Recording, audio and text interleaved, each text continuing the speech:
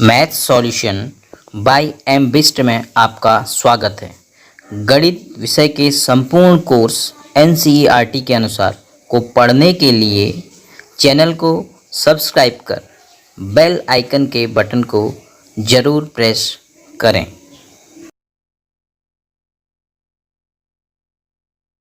प्रश्न संख्या 2 है, सिद्ध कीजिए कि यदि सर्वांगसम वृत्तों की जीवाएं उनके केंद्रों पर बराबर कोण अंतरित करें तो जीवाएं बराबर होती हैं। अब देखिए यहाँ पर जो प्रश्न संख्या 1 है ठीक उसका विलोम है। यदि सर्वांगसम वृत्तों, फिर से हम सर्वांगसम वृत्त खींचते हैं यानी समान त्रिज्या के। एक वृत्त ये खींचा, हमने प्रकार को बदला नहीं, अर्थात उसी त्रिज्या का हमने दूसरा वृत्त खींचा, तो ये दोनों वृत्त क्या हो गए? सर्वांगसम हो गए। अब क्या दिया है यह समझना है।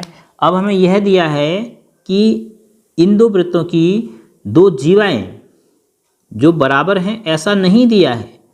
इन दो वृत्तों की दो जीवाएं क्या कर रही हैं? केंद्र पर बराबर कोण अंतरित कर रही हैं। तो पहले हम एक वृत्त के लिए जीवा के द्वारा केंद्र पर अंतरित कोण खींचते हैं, फिर दूसरे वृत्त के लिए केंद्र पर अंतरित कोण खींचेंगे जीवा के द्वारा, और जैसा हमें दिया है अब समझेंगे कि हमें कौन सा कोण बराबर दिया। एक ये जीवा है ए बी और दूसरी जीवा है सी डी।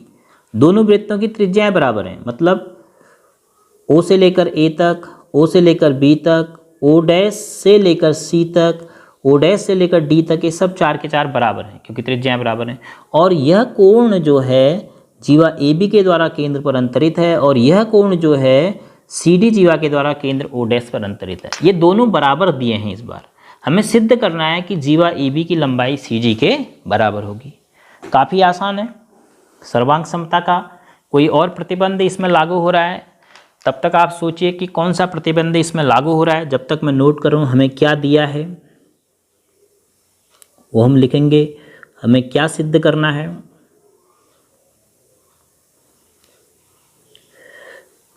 आपका काम है कि आप सोचिए कि कौन सा सर्वांग समता प्रतिबंध हम इस पे लागू कर सकते हैं। और उपपत्ति, तो हमें इस बार दिया है कि दोनों वृत्त सर्वांगसम हैं, अर्थात ओ ए एक त्रिज्या में एक वृत्त के ले लेता हूँ बराबर ओ डैश सी, ऐसा दिया है। और उसके बाद हमें ये दिया है कि कोण ए ओ बी जो है वो बराबर है कोण सी ओ डैश डी के। जीवा ए बी और जीवा सी टी के द्वारा केंद्र पर अंतरित कोण बराबर हैं। हमें सिद्ध करना है कि ए बी की लंबाई सी डी के बराबर होगी, अर्थात दोनों जीवाएं बराबर होंगी। तो आपने सोचा होगा इन दो त्रिभुजों के बारे में, क्या समझ में आया आपके? त्रिभुज ए ओ बी एवं त्रिभुज सी ओ डैश डी में क्या क्या आपके पास सूचनाएं उपलब्ध हैं। आपको पता है ए ओ बराबर सी ओ डैश, ऐसा दिया है। उसके बाद कोण ए ओ बी बराबर कोण सी ओ डैश टी, ऐसा भी दिया है। उसके बाद बी ओ भी त्रिज्या है और डी ओ डैश भी त्रिज्या है। तो ये तीनों चीज़ हमें दी हुई हैं, इसलिए एक साथ लिख दिया जा रहा है दिया है। अंतरित कोण बराबर है और दोनों वृत्त सर्वांगसम हैं, तो दोनों की जीवाएं बराबर, त्रिज्याएं बराबर है। अब हमें सिद्ध करना है दोनों की जीवाएं ए बी और सी टी बराबर हैं। तो देखिए तीन सूचनाएं इन दोनों त्रिभुज को सर्वांगसम सिद्ध कर दे रही हैं कि नहीं।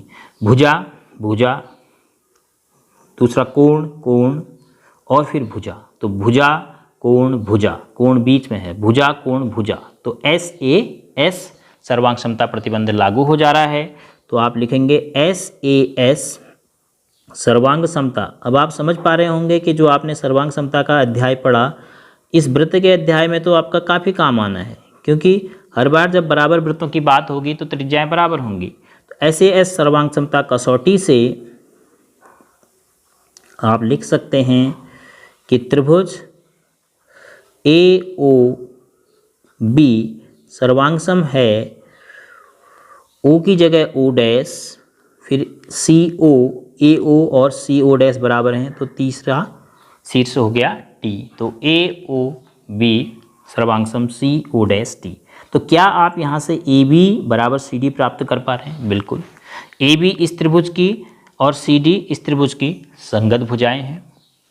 तो ए बी जैसे आप 1 3 1 3, तो ए बी के संगत भुजा इस त्रिभुज की है सी डी, तो आप लिखेंगे इसीलिए ए बी जो है त्रिभुज ए ओ बी की बराबर होगी सी ओ डैश डी की सी डी भुजा के बराबर। क्यों?